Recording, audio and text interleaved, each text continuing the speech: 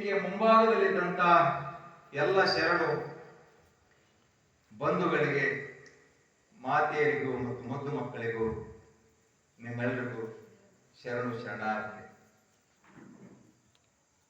ಒಂದು 15 ದಿವಸದ ಹಿಂದೆ ಪರಮ ಪೂಜ್ಯರು ಫೋನ್ ಮಾಡಿ, ಬಹಳ ವರ್ಷ ಆಯ್ತು ನೀವು ಗುರುಮಿಟ್ಕಲ್ಲ ನಮ್ಮ ಮಠಕ್ಕೆ ಬರಲಾರ್ದು, ಬಹಳ ದಿವಸ ಆಗ್ಯದ, ನೀವು ಅನುಭವ ನೀಡಬೇಕು ಅಂತ ಅವರು ಕೇಳಿದ್ರು. ನಾನು ಅದಕ್ಕೆ ಮರು ಮಾತನಾಡದೆ ಬಹಳಷ್ಟು ಮಠಗಳಿಗೆ ಹೋಗ್ತೀನಿ, ಜಿಲ್ಲೆಯಾದ್ಯಂತ ಹಲವಾರು ಊರುಗಳಿಗೆ ಸುತ್ತಾಡ್ತೀನಿ. ನನಗೆ ಅತ್ಯಂತ ಪ್ರಿಯವಾದಂಥ ಭಕ್ತಿಪೂರ್ವಕವಾದಂಥ ನಮ್ಮೆಲ್ಲರ ನೆಚ್ಚಿನ ಮಠ, ನಾವೆಲ್ಲ ನಡ್ಕೊಂಡಿರುವಂತಹ ಮಠ, ಪರಮ ಪೂಜ್ಯರು ಬಹಳ ವರ್ಷಗಳಿಂದ ನಮಗೆ ಆಶೀರ್ವಾದ ಮಾಡ್ತಾ ಬಂದಿದ್ದಾರೆ. ಅತ್ಯಂತ ಶರಣ ಪರಂಪರೆಯನ್ನ ಬಹಳ ಭಕ್ತಿಪೂರ್ವಕವಾಗಿ ಈ ನಾಡಿನಲ್ಲಿ ಬೆಳೆಸ್ತಾರೆ. ಎಲ್ಲಗಳ ಮಧ್ಯದಲ್ಲಿಯೂ ಸಹಿತ ಈ ಶ್ರಾವಣ ಮಾಸ ಜೊತೆಗೂಡಿ ಯಾರು ಭಕ್ತರು ಕರೀತಾರೆ, ಅವರು ಸಣ್ಣವರಿರಬಹುದು, ದೊಡ್ಡವರಿರಬಹುದು, ಒಂದೇ ಒಂದು ಫೋನ್ ಮುಖಾಂತರ ಕರೆದ್ರೆ ತಕ್ಷಣ ನಮಗೆ ಭಕ್ತರಿಗೆ ಹೋಗೊಟ್ಟು ಬರುವಂತ ಏಕೈಕ ಅವರು ಕರೆದಾರ ಅಂತ ಹೇಳಗತ್ತಿಲ್ಲ. ಮಾತು ನನ್ನ ಹೃದಯದಲ್ಲಿದೆ. ಆ ಭಕ್ತಿಯಿಂದ ಈ ಮಾತನ್ನ ಹೇಳ್ತಾ ಇದ್ದೀನಿ.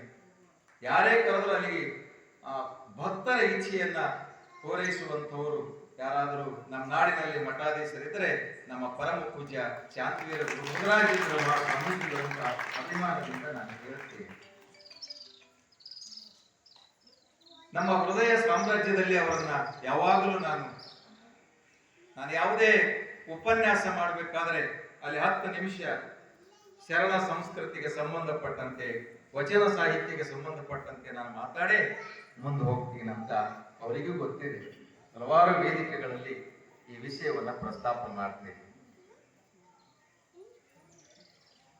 ಶ್ರೀಮಠದ ಚರಿತ್ರೆಯನ್ನ ಬಹಳ ಸಲ ಓದಿದ್ದೀನಿ, ಮತ್ತೆ ಇವತ್ತೊಂದು ಸ್ವಲ್ಪ ಮೆಲಕ್ ಹಾಕದೆ ನಮ್ಮ ರೆಡ್ಡಿಯವರು ಅದನ್ನು ಕೊಟ್ಟರು, ನನಗೆ ನೋಡಲಿಲ್ಲ. ಬಹಳ ಅದ್ಭುತವಾದಂತ ಕೃತಿ ಅದು.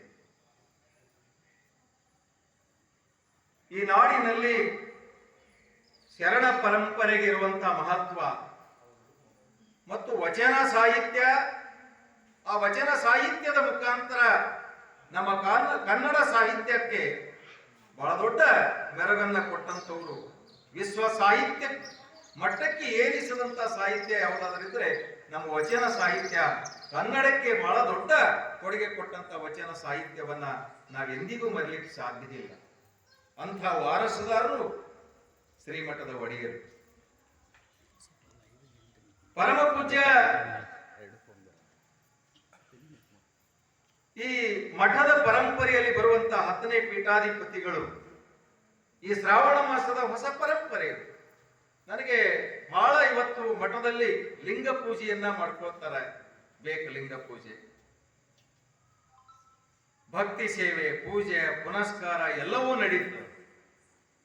ಅವು ನಮ್ಮ ಮನೆಯಲ್ಲಿ ಇಷ್ಟಲಿಂಗ ಪೂಜೆ ಮಾಡ್ಕೊಳ್ತೀವಿ, ದೇವರ ಗುಡಿಗೆ ಹೋಗ್ತೀವಿ. ಆದರೆ ಇವತ್ತು ಜಗತ್ತನ್ನ ಕಾಡುವಂತ ಏನು ವ್ಯವಸ್ಥೆ ಇರಲ್ಲ, ಅದು ಬಡತನ ಇರಬಹುದು, ಮತ್ತು ಇನ್ನೊಬ್ಬರ ಬಗ್ಗೆ ದ್ವೇಷ, ಅಸೂಯೆ, ಹೊಟ್ಟೆ ಕಿಚ್ಚು, ಇವು ಎಲ್ಲಕ್ಕೂ ಮದ್ದು ಕೊಡುವಂಥದ್ದು ಏಕೈಕ ಸಾಹಿತ್ಯ. ಅದು ಶರಣ ಪರಂಪರೆ, ಶರಣ ಸಾಹಿತ್ಯ, ಅದು ವಚನ ಸಾಹಿತ್ಯ. ಹೀಗಾಗಿ ಇಂಥ ಸಾಹಿತ್ಯವನ್ನ ಮೆಲುಕು ಹಾಕುವುದಲ್ಲ, ಅದು ನಮ್ಮನ್ನು ನಾವು ಅವಲೋಕನ ಮಾಡಿಕೊಳ್ಳುವಂಥದ್ದು, ಆತ್ಮ ವಿಮರ್ಶೆ. ಬಸವಾದಿ ಶರಣರು ಕೊಟ್ಟಂತಹ ಕೊಡುಗೆ ಸಾಮಾನ್ಯ ಕೊಡುಗೆ ಅಲ್ಲ. ಇವತ್ತು ಬಹಳ ವಿಚಿತ್ರ ಅಂದ್ರೆ, ನಾವೆಲ್ಲರೂ ಯಾ ಕಡೆ ಹೋಗ್ತಾ ಇದ್ದೇವೆ ಅಂದ್ರೆ, ಒಂದು ತರ ಜನ ಒಂದು ದಿಕ್ಕಿನಲ್ಲಿ ಹೋಗ್ತಾ ಇದ್ದೇವೆ ನಾವೆಲ್ಲ. ಆದ್ರೆ ಎಲ್ಲರೂ ಏಕಮುಖಿಯಾಗಿ ಹೋಗ್ಲಿಕ್ಕೆ ಸಾಧ್ಯ ಇಲ್ಲ ಅಂದ್ರೂ ಗೊತ್ತಿದ್ರು ಸಹಿತ ನಾವು ನಮ್ಮ ಶರಣ ಸಾಹಿತ್ಯಕ್ಕೆ ಬಹಳ ಹೆಚ್ಚಿನ ಮಹತ್ವವನ್ನು ನಾವು ಯಾರು ಕೊಡ್ತಾ ಇಲ್ಲ. ನಮ್ಮ ಮನೆಗಳು ಮಹಾಮನೆಗಳ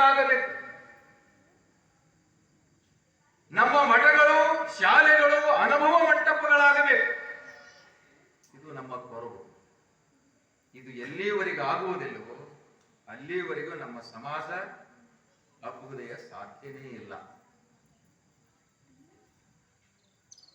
ಜಗತ್ತಿನ ಹಲವಾರು ಸಮಸ್ಯೆಗಳಿಗೆ, ಸವಾಲುಗಳಿಗೆ, ಹಿಂಸೆ, ಕ್ರೂರತನ ಇವೆಲ್ಲಕ್ಕೂ ಮದ್ದು ಬೇರೆಲ್ಲಿಯೂ ಹುಡುಕಬೇಕಾಗಿಲ್ಲ, ನನ್ನೊಳಗೆ ಹುಡುಕಬೇಕು, ನನ್ನ ಸಾಹಿತ್ಯದಲ್ಲಿ ಹುಡುಕಬೇಕು. ನಮ್ಮ ಶರಣರು ಹಾಕಿಕೊಟ್ಟಂತ ಮಾರ್ಗದರ್ಶನ, ನಮ್ಮ ಶರಣರು ನೀಡಿದಂತ ಏನ್ ಕೊಡುಗೆಗಳವ, ಸಂದೇಶಗಳವ, ಅವುಗಳನ್ನ ತೆರೆದು ನೋಡುವಂತ ಸಮಯ ಬೇಕು. ನಮಗ ಸಮಯ ತೆಗೆದುಕೊಳ್ಳಬೇಕು. ನಮ್ಮ ಮಕ್ಕಳಿಗೆ ಕೇಳಿಬೇಕ. ಮನೆಯಲ್ಲಿ 10 ಜನ ಸದಸ್ಯರು, 8 ಜನ ಸದಸ್ಯರಿರ್ತೀವಿ. ನಾವೆಲ್ಲ ಎಷ್ಟು ಜನ ವಚನಗಳನ್ನ ಹೇಳುತ್ತೇವೆ?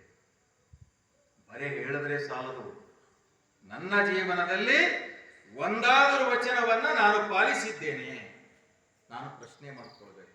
ಬೇರೆಯವ್ರಿಗೆ ಹೇಳೋದಕ್ಕಿಂತ ನಾನು ಆತ್ಮಾವಲೋಕನ ಮಾಡ್ಕೊಳ್ಬೇಕು. ನನ್ನ ಮನೆಯಲ್ಲಿ ವಚನ ಸಾಹಿತ್ಯದ ಗಟ್ಟಿದೆನಾ? ವಚನ ಸಾಹಿತ್ಯ ಇದೆನಾ? ಎಷ್ಟು ಪುಸ್ತಕಗಳಿವೆ? ಧಾರಾವಾಹಿಗಳು ಬರ್ತಾವೆ, ಮೊಬೈಲ್ನಲ್ಲಿ ನೋಡ್ತೇವೆ, ಟಿವಿಯಲ್ಲಿ ನೋಡ್ತೇವೆ. ಅವುಗಳಲ್ಲಿ ಶರಣ ಸಾಹಿತ್ಯವನ್ನ ಬ್ಯಾಟ್ರಿ ಹಚ್ಚಿ ಹುಡುಕಬೇಕಾದಂತ ಪರಿಸ್ಥಿತಿ ಇದೆ. ಸಿಗುತ್ತಾವ? ನೋಡೋರನ್ನು ಹುಡುಕಬೇಕಾಗಿದೆ, ನೋಡೋರೇ ಸಿಗಲ್ಲ. ವಚನ ಸಾಹಿತ್ಯ ಮೊಬೈಲ್ನಲ್ಲಿದೆ, ಟಿವಿ ಚಾನಲ್ಗಳಲ್ಲಿ ಸಿಗ್ತವೆ. ನಮಗೆ ಬೇಕಾದನ್ನ ಆಯ್ಕೆ ಮಾಡಿಕೊಳ್ಬೇಕಾದಂತ ಇವತ್ತು ಅನಿವಾರ್ಯತೆ ಇದೆ. ನಮ್ಮ ಮಕ್ಕಳು ಮೊಬೈಲ್ನಲ್ಲೇ ಕಾಲ ಕಳೀತಾರೆ. ಒಂದು ಹಾಡ ಹಚ್ಚಿ, ವಚನ ಹಾಡ ಹಚ್ಚಿ ನೋಡಿ, ಅದರದು ಹೇಗಿದೆ ಅಂದ್ರೆ ಮನಸ್ಸು ಪ್ರಫುಲ್ಲವಾಗುತ್ತದೆ, ಮನಸ್ಸು ಶಾಂತಿಯುತವಾಗುತ್ತದೆ. ವಚನಗಳ ಅಧ್ಯಯನ ಇವತ್ತು ಅವಶ್ಯಕತೆ ಇದೆ. ಶರಣರು ನುಡಿದಂತೆ ನಡೆದರು, ಬರೇ ಹೇಳಲಿಲ್ಲ. ಅವರು ಒಬ್ಬರ ಇಬ್ಬರ 770 ಶರಣರು ಅನುಭವ ಮಂಟಪ ಬಸವ ಕಲ್ಯಾಣದಲ್ಲಿ 12ನೇ ಶತಮಾನದಲ್ಲಿ ವಚನ ಸಾಹಿತ್ಯವನ್ನ ಬರೆದ್ರು.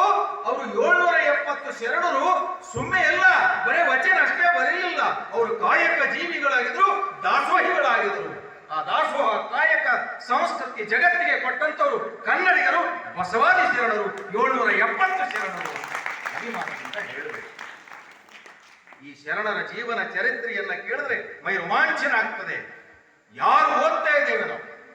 ಎಂಥೆಂಥ ಕಥೆಗಳಿವೆ ಅದರೊಳಗ. ಇಡೀ ತ್ಯಾಗವನ್ನ ಮಾಡಿದ್ದಾರೆ ಜನರು. ಆ ಶರಣರು ನಮ್ಮಂತೆ ಶರಣರು ಸಂಸಾರಿಗಳಾಗಿದ್ದರು, ಅವರು ಸನ್ಯಾಸಿಗಳು